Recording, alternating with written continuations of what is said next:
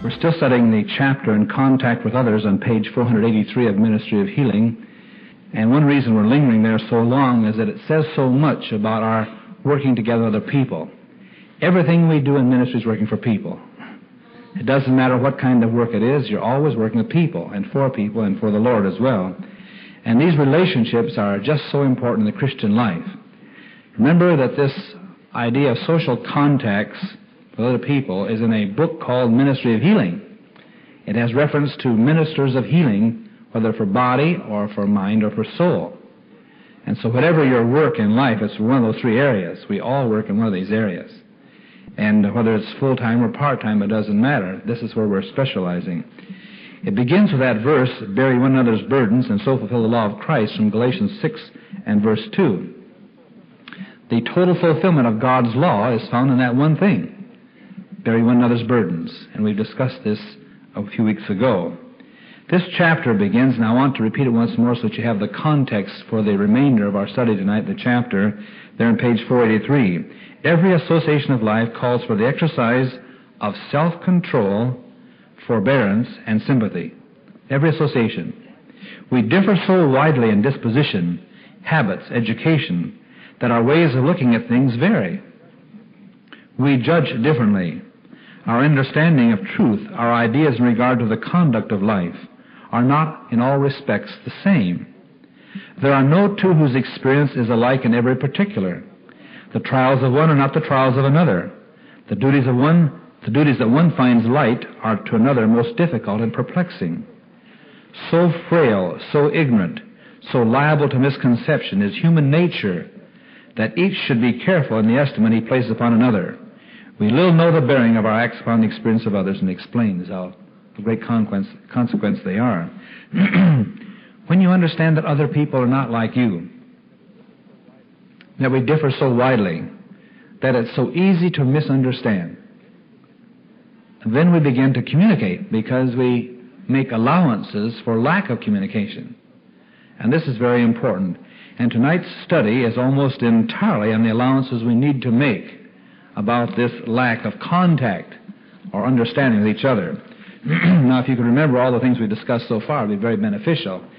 But I don't expect you to do that, so as you have time, go back and review all the things we've been studying in this one chapter. Tonight we're beginning on page 489, where it says, speak no evil. And it sounds like the three monkeys, you know. See no evil, hear no evil, speak no evil. It says, if we have a sense of the long-suffering of God toward us, we shall not be found judging or accusing others. Excuse me. If we have a sense of the long-suffering of God toward us, that's the key. How patient has the Lord been with you? How much must He forgive you for? How much grace do you need? I could go on. This opinion, this attitude, this understanding precedes the one, then we shall not be found judging or accusing others. If I'm unaware of how much grace I've required, then I'll easily accuse you, which means I'm ignorant of myself and what God must do for me. So often our accusing means an ignorance of self. That's an insight, isn't it? Every time I accuse you, I'm ignorant of myself. This is really true. And how little we understand that. We see the faults of others so easily and our own so seldom. And when willing to see them, we don't like that. When Christ was living on earth, how surprised His associates would have been if after becoming acquainted with Him, they had heard Him speak one word of accusation, of fault-finding, or impatience. They'd been surprised. It would be so unlike Him if to hear Him just speak one word of accusation, fault-finding, or impatience. Let us never forget that those who love Him are to represent Him in character. And then is found our scripture reading for tonight from Romans 12:10. Be kindly affectioned one to another, even qualifying our affections, kindly affection, with brotherly love in honor preferring one another. And then another one is quoted there, 1 Peter 3, verse 9. Not rendering evil for evil or railing for railing, but contrariwise blessing, knowing that ye are thereunto called that ye should inherit a blessing. 1 Peter 3:9. We do not treat others the way they treat us, but the opposite, contrariwise, give them blessing for their railing or for their rendering us evil. Treat them kindly, return good for evil, as Christ taught us. The idea of speaking no evil sometimes causes us great difficulty. We say, I wouldn't speak evil if they didn't do so much evil. If they weren't so bad, I wouldn't tell them how bad they are. And we have all kinds of justifications for speaking evil and for thinking these things. But if all of this is preceded by an awareness of our deficiencies, then suddenly everyone else looks very good. The consciousness of how much sin the Lord forgives me for, how much difficulty I've caused Him, and how much patience He must have with me, immediately makes you look very good. And we come to some more of these thoughts later on in this chapter. So this is the first section now in tonight's study. The next one is about courtesy. Now we should remember that if we're kind and courteous, tender-hearted and so forth, we'd win 100 souls, we now win 1. An increase of that much, 100 to 1. And one of those aspects is courtesy. The Lord demands, seldom does He do that. Here He does. The Lord demands our acknowledgement of the rights of every man. Don't you like that? That means your rights. That means my rights. He demands our acknowledgement of the rights of every man. Then it's amplified. Men's social rights. And there are many of them. Most of the laws of the land regard our social rights. The right to property, to peace. You know what the rest is, don't you? So when you're driving your car, the laws say take care of other people's social rights. The Lord demands that we acknowledge those social rights. And their rights as Christians are to be taken into consideration. All are to be treated with refinement and delicacy as the sons and daughters of God. So that fellow who screams through the red light just as you're ready to go across through the green light is your brother in Jesus, especially in Loma Linda. Might even be the preacher. So don't swear at him, will you? And preachers, don't swear at your congregation. Isn't that right? That's what she's talking about. We have a very difficult time regarding and treating others with refinement and delicacy, especially those who take our rights, that we assume are our rights. I had the right away, you took it away from me. You have no right. And over that silly little thing, you know, we scream. Now, there could be bad accidents, I'm aware of that. But all are between refinement and delicacy. Why? Sons and daughters of God. Isn't that terrible? How little we have to do with some of these things. Christianity will make a man a gentleman. And some fear they're becoming sissies when they become gentlemen. Don't we? We're afraid we're losing our manliness. Christ was courteous even to His persecutors. His true followers will manifest the same spirit. And it talks about Paul's speech for Agrippa. Even those who are trying to kill him, you know, he had nothing but courtesy and kindness and consideration for them. Now, this is real Christianity. Somehow, we treat people so coldly. I've been told how professional people can have fear of others and fear of talking to one person, and they go about their business like a machine. And people sense you're nothing but a machine, you know, and they want to know if you're warm and considerate. And if the one who's going to do surgery on them has any understanding of the person and the mind that's behind that body. They can numb the body, but they want to know, you know, does this person have any regard for me? Or is it like taking out the transistors or tubes in your TV set or your radio? You know, I don't feel like I want to be treated like a machine. And so I hope a business machine doesn't come in to examine me. The kindness, you see. The same way in ministry, pastoral ministry, or Bible studies. You know, we go through things like people are just cold machinery, and they want to know if we care about them. And so some of the social visit that you make in a home or with a patient or anyone coming to see you is extremely important. It shows that you're human and you think they're human, that you have regard for them as persons and you don't just see something you have to fix up on the inside. As someone said, they're in love with tumors, not people. And pastors and teachers are the same way. You know, teachers can be in love with brains or A papers. And we can just forget, you know, that that's a tender feeling, sensitive person behind all of that. And you consider that as you deal with them and think about these things. But sometimes in our own fears and insufficiencies and insecurity, we're just so cold and formal, get it over with.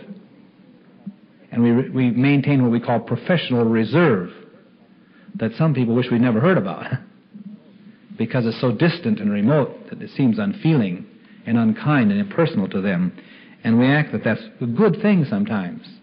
But it's not a good thing, not in Christianity. And so the courtesy, the refinement, the delicacy with which we treat others is very, very important. And this is something we have to understand.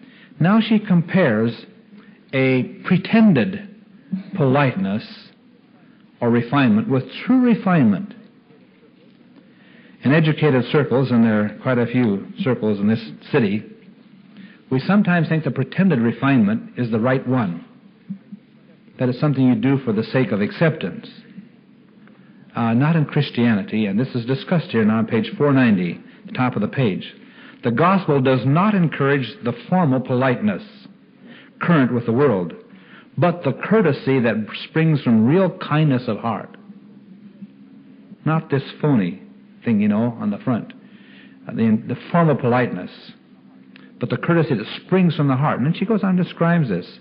The most careful cultivation of the outward proprieties of life is not sufficient to shut out all fretfulness. It doesn't matter how well you train yourself and school yourself in this sort of thing. It's not sufficient to shut out all fretfulness, harsh judgment, and unbecoming speech. Something will slip out in spite of your trained composure and attitude. True refinement will never be revealed so long as self is considered as the supreme object. If I'm worried about what you think about me, then I'll never have true refinement. That's a wrong motivation. If I'm worried about what my peers think or acceptance in my social circles, I'll never be truly refined as long as I'm worried about me and what you think about me. That's not it. Love must dwell in the heart. That's not love for self. A thoroughgoing Christian draws his motives of action from his deep heart love for his master. I draw it from him. Up through the roots of his affection for Christ springs an unselfish interest in his brethren. This is motivation, you see. Love imparts to its possessor grace, propriety, and commonness of deportment. It illuminates the countenance and subdues the voice. It refines and elevates the whole being. This type of refinement is healing in its contact. This is healing. The other type invites competition and phoniness and pretense. This one invites a genuine relationship, a close friendship. And they wonder how you have become so truly loving of them. And of course it all comes from Christ. It comes up through the roots of his affection for Christ, an unselfish interest in his brethren. Now you can spy this miles and miles away, can't you? This open freedom, this just genuine interest in you. It's so different and it's so out of place in this world today that it just protrudes, doesn't it? We're always trying to do the right thing instead of being the right kind of person. But when I walk with Jesus and partake of his love, then a different kind of refinement comes out in my treatment of others. And it's obvious.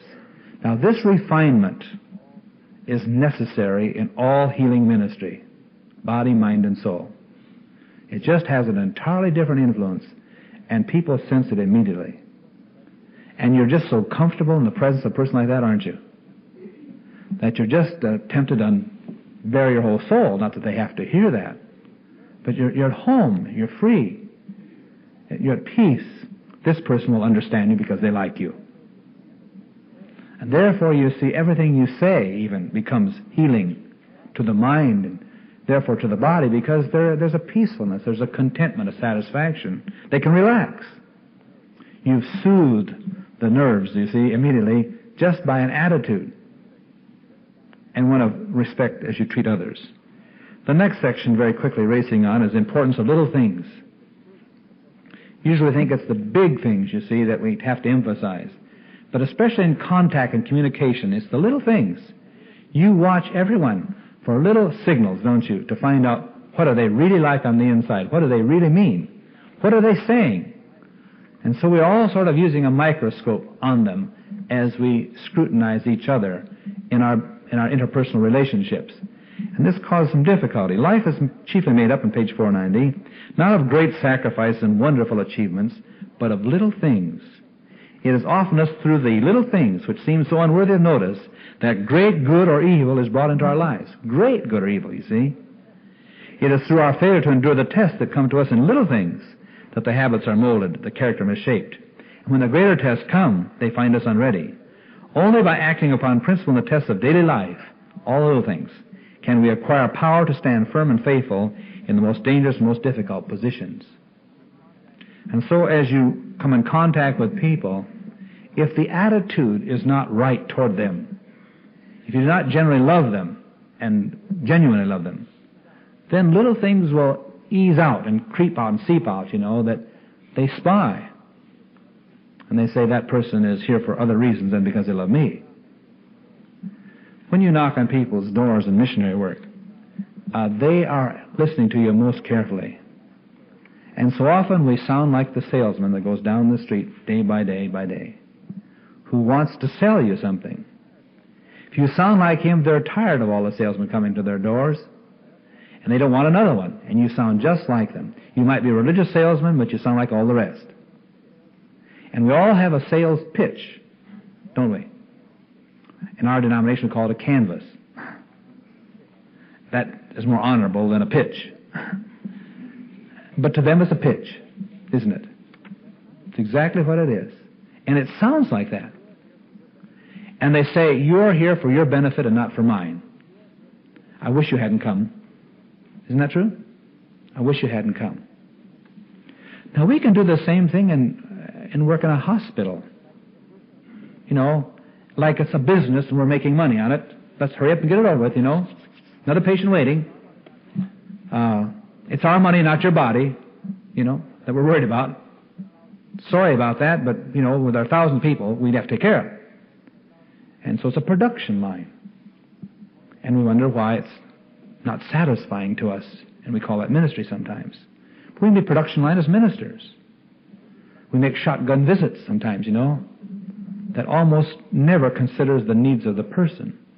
But we do this in the name of the Lord, so that justifies a very brief visit. Sometimes a brief visit is necessary, but sometimes it could be a more interesting visit than that person if you spend a little more time with him. Time indicates interest, doesn't it?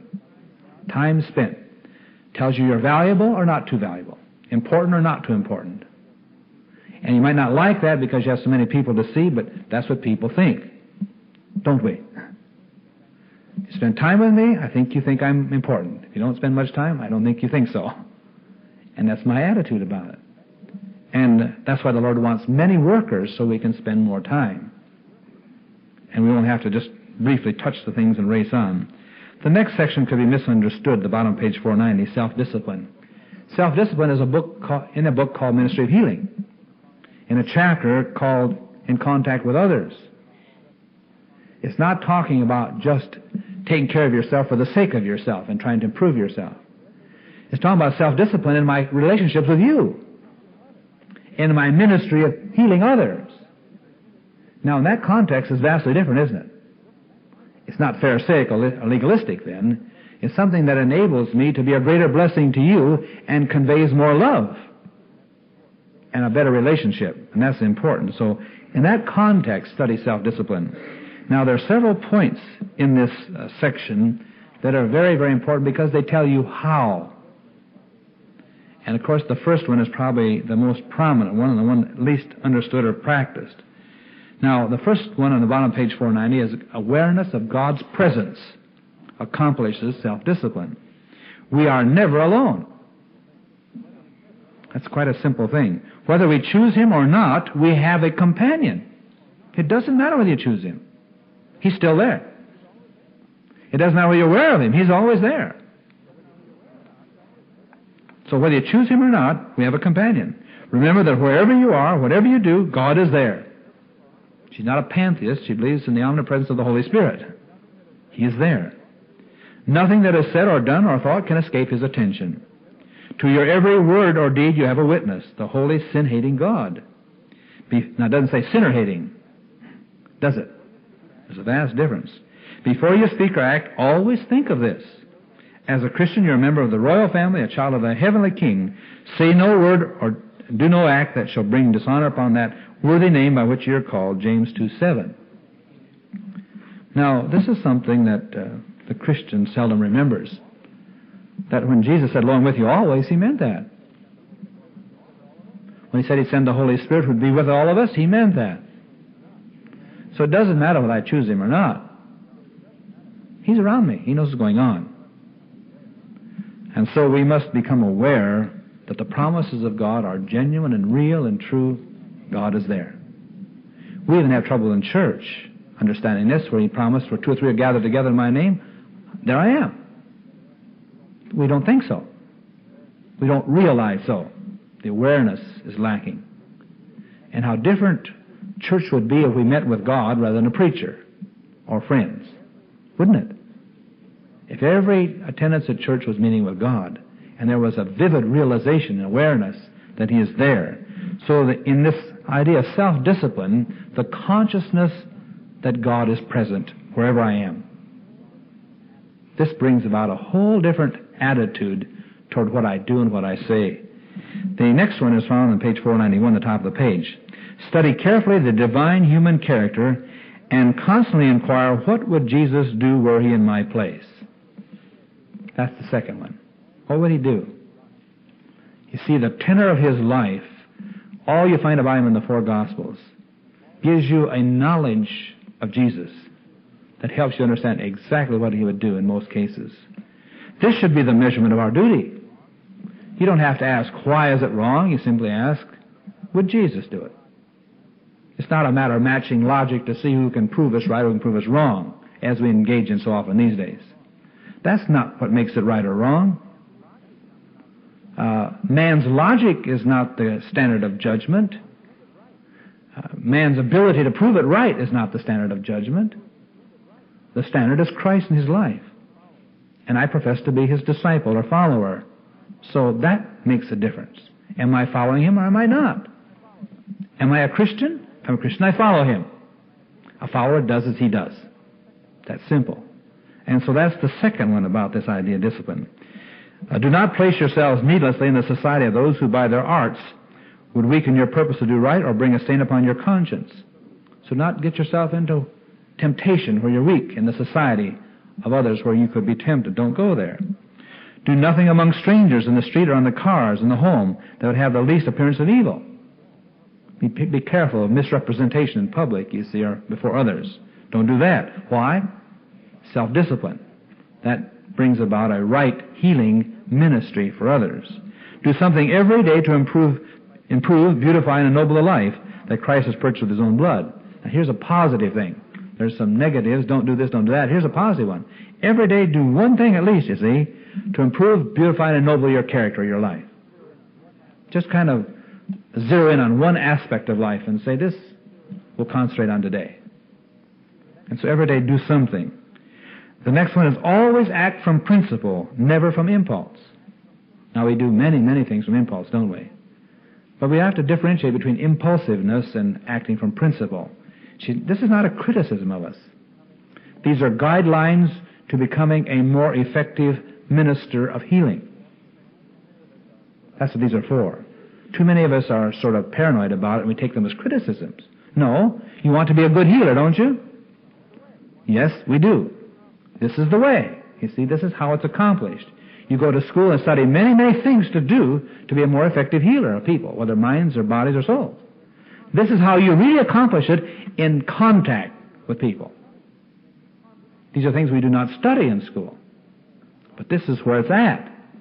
And this is often in conflict with some things we think are more effective than these are.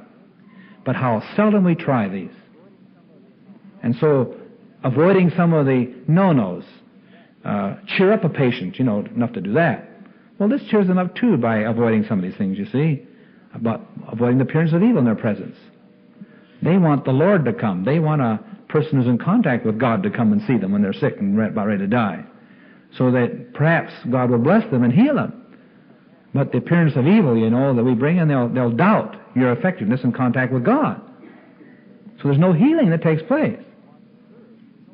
And so as I want to serve mankind on behalf of the Lord, these are things that become a necessity.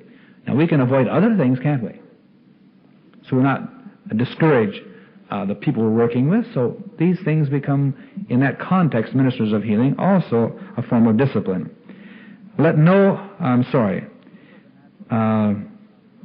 Temper the natural impetuosity of your nature with meekness and gentleness. It's amazing how temper can be moderated when we indulge meekness and gentleness. Indulge in no lightness or trifling. Let no low witticism escape your lips. That doesn't say witticism, it says low witticism. Even the thoughts are not to be allowed to run riot. They must be restrained, brought into captivity to the obedience of Christ. Let them be placed upon holy things. Then through the grace of Christ, they'll be pure and true. Through His grace, His unmerited favor.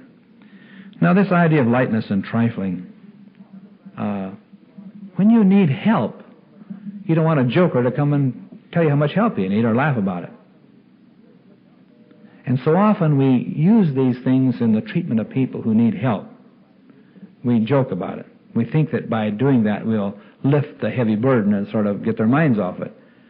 But their minds are only off at a moment, you see. That's so temporary. And you have to give them an injection of jokes, 10 times a minute for 24 hours a day. It's not very effective for a very long time. But there are other measures of healing that God has given to the Christian that accomplishes far more lasting good. And they want those. They might not even acknowledge they want that, but they surely want to be healed. And the person who comes in, you see, with this attitude of being in contact with God and sincerely loving the person and deep love for the Lord, this communicates something. A connection with God and a connection with the patient brings virtue. Christ said, I perceive that virtue has gone out of me, and it brings blessing. And it brings a peaceful contentment, you see, a hopefulness, an outlook toward life that's encouraging. And it's not just it's more than a distraction or escapism, isn't it? For it's based on genuine fact, on the power of the Lord unto salvation, unto healing, and not just man's little levity, you see, of some kind, distracting. There are times when you have to distract people. I know that. But how much better when we can base all their hope on Christ, you see, and His precious promises that He offers to them. And she ends up there talking about our thoughts. Now, this continues on the next paragraph. We need a constant sense of the ennobling power of pure thoughts. Now, that's not just for us. This is ministry for other people. Of the ennobling power of pure thoughts. Pure thoughts not only make you noble, it makes those you contact noble.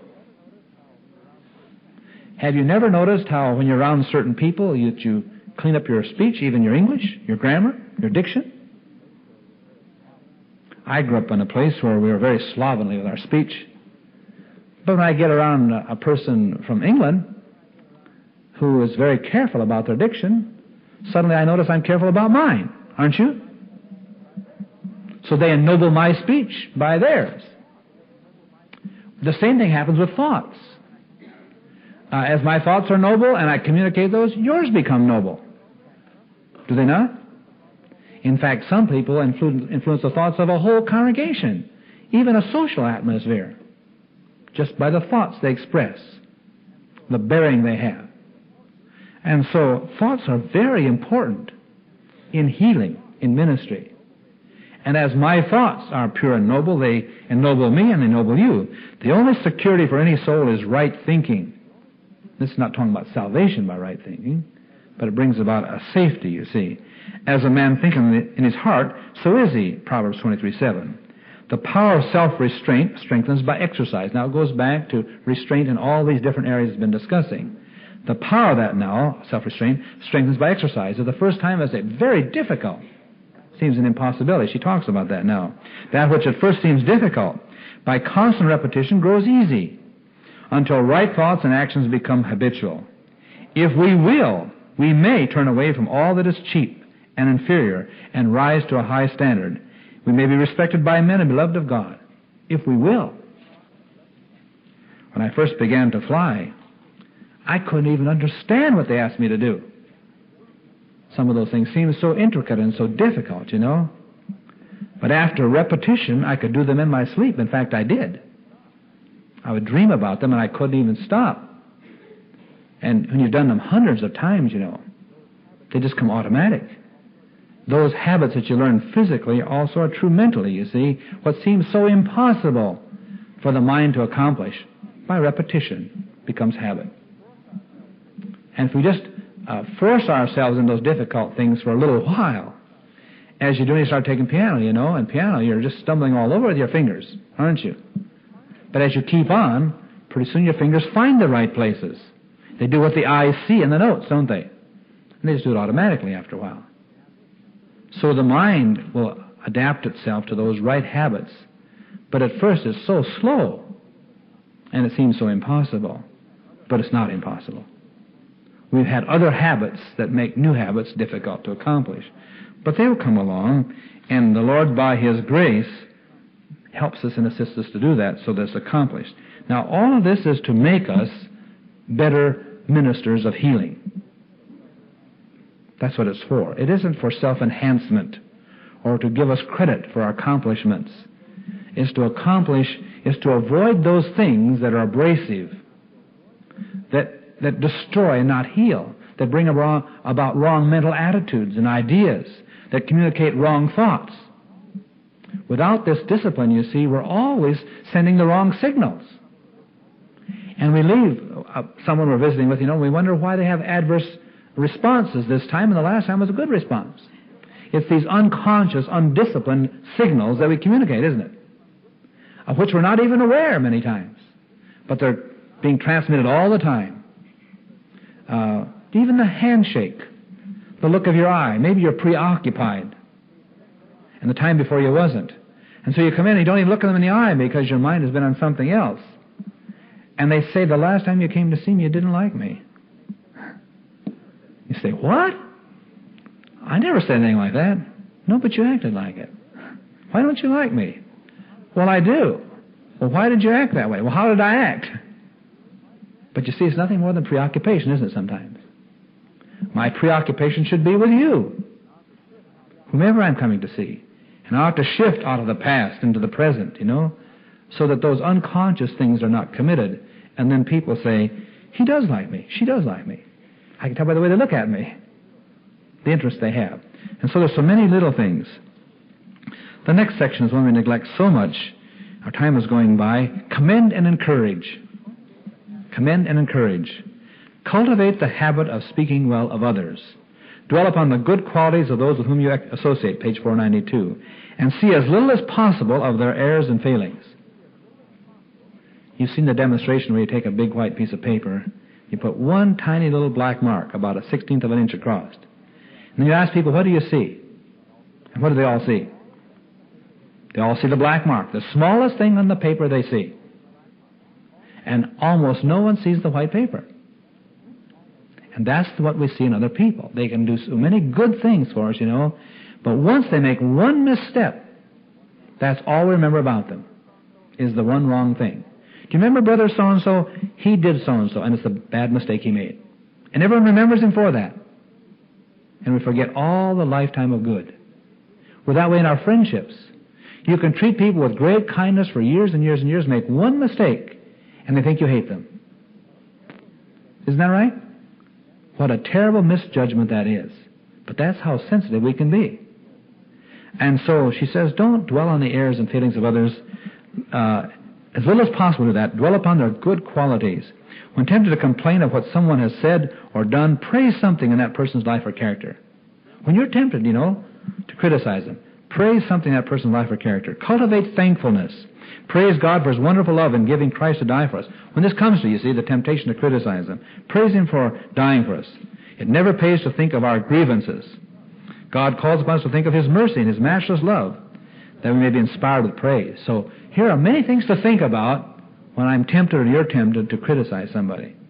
It isn't whether or not the criticism is just, you see, or whether they did that or not. That's not the point. The point is we're all sinners, and we're all prone to do wrong things. And so I can always find plenty of sin to look at by looking at people. That doesn't take any effort whatsoever. That's just obvious. But it takes a Christian to find some good in people to praise them for. Look at the white spot, not the black ones in people's lives. Praise God for His blessings to us, for all mankind. It tells you other things to think about there. And says, earnest workers have no time for dwelling upon the faults of others. And talks about we cannot afford to live on the husks of others' faults or failings. Evil speaking has a twofold curse, and worse on the one who speaks than the one who receives. You feel greatly hurt by what they say, but she says the one who spoke it is hurt more. And it continues on to the very act of looking for evil in others develops evil in those who look. In other words, I become more like that which I see. By dwelling upon the faults of others, we are changed in the same image. But by beholding Jesus, I become like Him. So I can dwell so much on people's failures that I become a total failure.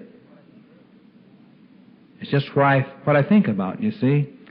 And in a community such as ours, where there are so many of like precious faith with so many failings, it's very easy for all of us to dwell on the failures of others. We expect differently of them and perform so poorly ourselves sometimes. The next paragraph, instead of criticizing and condemning others, say, I must work out my own salvation. I have problems that need to be corrected, you see. Not theirs, I'll correct my own. Then skipping on down a couple lines, then instead of weakening those who are striving against evil, I can strengthen them by encouraging words. We are too indifferent in regard to one another. Too often we forget that our fellow laborers are in need of strength and cheer. Take care to assure them of your interest and sympathy. Help them by your prayers and let them know that you do it. I'm praying for you. And not in a holier-than-thou attitude. I'm praying for you. Will you pray for me? Let them know that you do it. I never noticed she said that until I studied for the meeting tonight. Pray for others, but let them know you're praying for them. That's encouraging to them, that you think enough to pray for somebody. That's what she means by that. And a lot of people just want to know that you're praying for them. It's greatly encouraging that you'll do that. The last section, to me, seems to be a climax to our beginning of this whole series. The first 160 or 70 pages about grace to other people. That was the reason for this series of studies. And to me, this sort of revolves around this last section, patience with the erring. Why should I be patient with those who are so wrong and so sinful, so discouraging and so hopeless?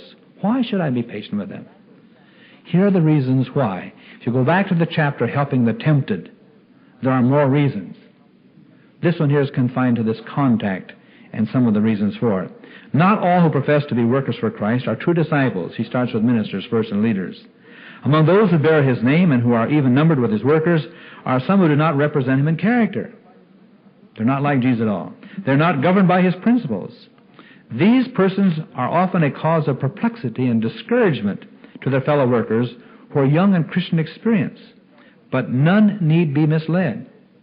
And I might add, not just young in Christian experience, but old sometimes too. Christ has given us a perfect example. He bids us follow Him. And then she quotes Matthew 13, 29 and 30. And before she quotes that, she introduces it. Till the end of time, there will be tares among the wheat. Till the end of time. Can you make it any later than that? There will be tares among the wheat.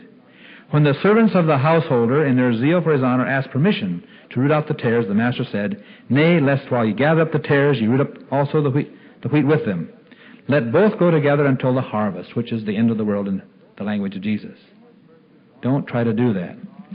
In His mercy and long-suffering, God bears patiently with the perverse and even the false-hearted. Among Christ's chosen apostles was Judas the traitor. Should it then be a cause of surprise or discouragement that there are false-hearted ones among His workers today? If in that most exclusive circle Judas was there, should we be surprised about them today? If he who reads the heart could bear with him, who he knew was to be his betrayer, with what patience should we bear with those at fault? Then it talks about Peter, who seemed to be a more hopeless case than Judas. By that kind treatment of Jesus, he became a very sacrificial missionary for the Lord. And so sometimes those we would criticize the most have become or will become the best workers for the Lord. There was a family I heard of many years ago, and when they were boys, they're all older than I am, and all became foreign missionaries. And they used to tell about this family, and they had slang names for each other. I'll not tell you because some of you might know them by their slang names even. But they were the rascals of that community. No one could understand how they would ever serve the Lord. I had eaten lunch with the two of them when they were grown men, middle-aged and a little bit older, and I listened to tell them about the tricks they used to pull when they were colporteuring. You can't believe it. There was nothing they couldn't invent to do to pull a trick on their brother. Just nothing. They had some terrible tricks. And they just laughed and laughed at the dinner table about the things they used to do. But most of them served in the mission field 35 to 40 years. That's a fact. And their grandchildren are in the mission field today. If you ask the faculty member to write down those in the school least likely to succeed, they have always been at the top of the list. Surely in the Lord's work they wouldn't succeed. Many of you know friends like that, don't you? That seems to be the way it is. If the Lord were not patient with those people in their earlier lives, He would never have workers. But somehow He seems to be so patient with them that when their hearts are finally touched, they're so grateful they can't do enough for the Lord and for their souls. And they become good soul winners. Why? Because they remember what kind they were and how hopeless they were. If the Lord can save them, He can save anybody. And that's the Apostle Paul's argument, isn't it? If the Lord can save me, He can save anybody. Even a Caesar in Rome. That's no problem at all. And so Paul was a tremendous missionary because of his awareness of where the Lord found him, what He had done for Paul. And that's what creates good missionaries. And so in this attitude toward others, you see, in this trying to help them, patience with the erring, God has been patient with me. How patient I should be with everyone else. On page 494, just the end of the top paragraph there, should Jesus deal with us as we too often deal with one another, who of us could be saved? If He deals with me like I've dealt with many other people, could anyone ever be saved? I would never be saved at all. Remember that you cannot read hearts. Now I'm going back to something similar to the first paragraph at the beginning of this chapter. I cannot read your heart. You can't read mine. You do not know the motives which prompted the actions that to you look wrong. There are many who have not received a right education. Tells why people do wrong now. They never right education. Their characters are warped. They are hard and gnarled, seem to be crooked in every way. But the grace of Christ can transform them. Never cast them aside. Never drive them to discouragement or despair by saying, you have disappointed me and I'll not try to help you. A few words spoken hastily under provocation, just what we think they deserve, may cut the cords of influence that should have bound their hearts to ours. Cords of influence, healing connections, social contacts. The consistent life, the patient forbearance, the spirit unruffled under provocation is always the most conclusive argument and the most solemn appeal. Now what is? The consistent life, the patient forbearance, the spirit unruffled under provocation. It's always the most conclusive argument and the most solemn appeal. If you have had opportunities and advantages that have not fallen to the lot of others, consider this and ever be a wise, careful, gentle teacher. That's not the way we are, is it? But this is the way to be a minister of healing. Then she tells exactly how to bring about change in lives under a symbolism here.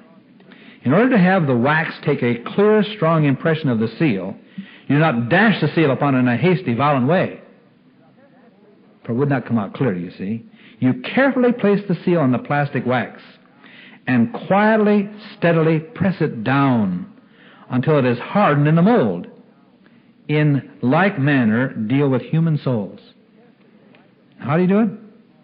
You carefully place the seal on the plastic wax and quietly, steadily press it down until it's hardened. That's the way you deal with souls. The continuity of Christian life. What does it say now? The continuity, the consistent, long-term activity, you see, in the Christian life. The continuity of it is the secret of its power. This depends on the steadfastness of your manifestation of the character of Christ. Day by day, everlastingly the same.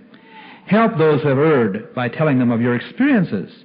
Show how when you made grave mistakes, patience, kindness, and helpfulness on the part of your fellow workers gave you courage and hope. Tell them about that, you see. This encourages them. Page 495, until the judgment, you'll never know the influence of a kind, considerate course toward the inconsistent, the unreasonable, the unworthy. You'll never know. We will not see the fruits of our labors in this life. Many of you teach, it's a long time until you discover you had any right influences, isn't it? It's a long time. They might be 40 years of age before you see it. And so the thanks and the success doesn't come quickly in ministry of healing. Sometimes, but not too often. You just have to wait a long time before it comes back. So not until the judgment will we recognize and see the results of the influence of a kind, considerate course toward the inconsistent. When we meet with ingratitude and betrayal of sacred trusts, we are roused to show our contempt and indignation. This the guilty expect. That's a normal human reaction. They expect that. They're prepared for it. But kind forbearance takes them by surprise and often awakens their better impulses and arouses a longing for a nobler life. They say, I've never met anyone like you before. Isn't that true?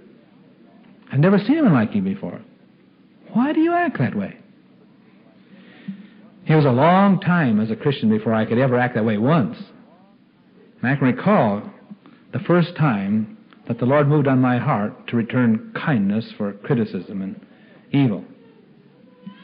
And I wasn't prepared for the reaction, but we bumped into each other. And because I had prayed about this in advance and the Lord had softened my heart, I stuck out my hand immediately, just spontaneously as I had before, and gave him a hearty handshake. And he backed away from me like I was a snake and a poisonous one. And he didn't say a word. He just looked at me. And then he just slipped away down the aisle. And the next time he saw me quite a ways away, and he was looking at me. Wouldn't you do that? And the day came when he finally asked me, he said, why did you do that? And I said, why do you think? And he said, I don't know. And I said, I prayed that the Lord would help me to love you. It was as natural in my heart to hate you as anything in this world. And I said, I went through some real hatred for a while. But I prayed that I would never have it in my heart even when next time I saw you. And he said, well, I don't know. He kind of shook his head. This is hard for us to accept in people. If we did that consistently and not just rare occasions, how much the Lord could use us and how healing we would be, wouldn't we? Because people would say it's wonderful to be that person. And then it quotes Galatians 6, verses 1 and 2, and I hope you'll read that. All who profess to be children of God should bear in mind that as missionaries, they'll be brought in contact with all classes of minds. There are the refined and the coarse, the humble and the proud, the religious and the skeptical, the educated and the ignorant, the rich and the poor. All kinds are not all the same. These varied minds cannot be treated alike, yet all need kindness and sympathy. There's a similarity, you see. By mutual contact, our minds should receive polish and refinement. It's like rubbing stones together, They soon begin to polish each other, don't they? By mutual contact, our minds should receive polish and refinement. We are dependent upon one another, closely bound together by the ties of human brotherhood. We're all dependent. Have you noticed that in the lands where people live farther apart and where it gets very, very cold in the winter, that you sense that you might need your neighbor in an emergency and that they're more kind and considerate of each other? I've noticed that. You're willing to help him out of the ditch because you never know when you need some help and there's no one to help you except him. And it's a long ways down the road to the next neighbor. And so there's kind of a brotherhood because of a dependency on each other, at least an awareness of that dependency. And there's a little poem here about that dependency. Heaven forming each on other to depend. Heaven forming each on other to depend, a master or a servant or a friend. Depending on whom? A master, a servant, or a friend. bids each on other for assistance call. See, that dependence bids each on other for assistance call till one man's weakness grows the strength of all. In my weakness, I need your help. And as you help me, I become strong because of your strength. In your weakness, you need the strength of the others. And as we help you, you become strong. So, till one man's weakness grows the strength of all. As all try to help each other, united we have strength, divided we fall. The last paragraph sums up all we've been saying in these few nights about this chapter. It is through the social relations that Christianity comes in contact with the world. You can't be a hermit. And country living, which I believe in under certain circumstances, can prove to be a curse to some, because it's isolation. Isn't it? We need it for our children when they're growing up. But social contact or relations is the way that Christianity comes in contact with the world. Every man or woman who has received the divine illumination is to shed light on the dark pathway of those who are unacquainted with a better way. That comes by social contact. Social power, sanctified by the Spirit of Christ, must be improved in bringing souls to the Savior. This whole chapter has been about improving social contact, healthful social relations, Christian relations, brings healing. They must be improved in bringing souls to Christ. Christ is not to be hid away in the heart as a coveted treasure, sacred and sweet to be enjoyed solely by the possessor. We are to have Christ in us as a well of water, spring up into everlasting life, refreshing all who come in contact with us. Our life is to be a savor of life unto life. Everyone who rubs elbows with us. We as Seventh-day Adventists live in an Adventist ghetto. A ghetto locks others out and only lets in those that they deem safe. When we had the discussions here about the Veterans Hospital, we exposed our exclusiveness, our isolation. I'm not defending it or anything else, but we showed our unwillingness to come in contact with others and our fear to do that. We need not be afraid if we walk with the Lord. If we have light, we'll dispel darkness. The Lord wants to make us a refreshing element to the world, a well of water spring up in everlasting life. He wants us to come into contact in a healing relationship with all mankind. He wants to make us a blessing to people, not to hide us away someplace. But we're afraid. And we become more afraid as we isolate ourselves. And when what will happen, we come back into contact. And sometimes they're afraid we're afraid they won't understand us, when the real truth is we don't understand them. Do we? And we refuse to understand them. And we criticize them because we don't understand them. And then we can't help them. We can only criticize. And they're dying in their attempt to find someone who can bring healing to the soul and to the mind and the body. They're dying out there. And those who have been blessed by the healing waters, as she brings up here in the last sentence, say, we have good things over our way. We're so happy we're better than you are. It's too bad about you folks that don't get cancer because you're not vegetarian. It's too bad. We're so happy we live 10 years longer than you do. Too bad for you. The Lord never gave us vegetarianism for that reason at all. He gave it to us to share life and health with every soul in this world. Not to condemn them because they're meat eaters, but to offer them healing, offer them life, and offer them health. We've used it for a criticism to prove that we're better. And God wanted us to bring blessing, didn't He, to every soul. There are many, many healing ministries that God has given to Seventh-day Adventists. And healing ideas and methods, many of them. But the greatest is Christ in you, the hope of glory. The contact with heaven itself, the life-giver himself. And in every ministry, no matter what type it is, he longs to minister power from heaven, grace, that just soothes the troubled soul, that revives the spirits and encourages, and lifts up the fallen, that gives them fantastic hope until they will say, as we say, I can do all things through Christ who strengthens me. And God wants to accomplish this by this rubbing of elbows with all people, wherever they are. These contacts. And the contacts are to be in the context of all these thoughts about self-discipline, understanding others, courtesy, so many things in this chapter. We will be amazed ourselves at the transforming, healing power that Christ will conduct through us when we really walk in this graceful way as ministers of healing to mankind. We'll be amazed ourselves. And our lips will be filled with praise in our hearts as we express to Him our gratitude for using us to be such a blessing to mankind. And for that He will say to us, well done, good and faithful servant. Enter thou into the joy of thy Lord. What a wonderful thing it will be to be with Christ after a ministry like this. May God make us truly ministers of healing this day and from now on.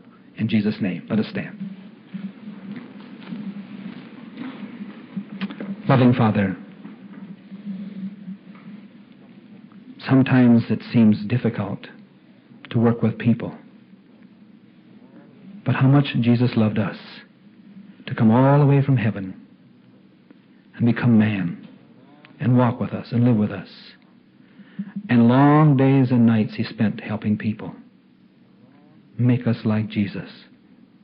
Give us understanding, kind, compassionate hearts, a right spirit, a sweet attitude.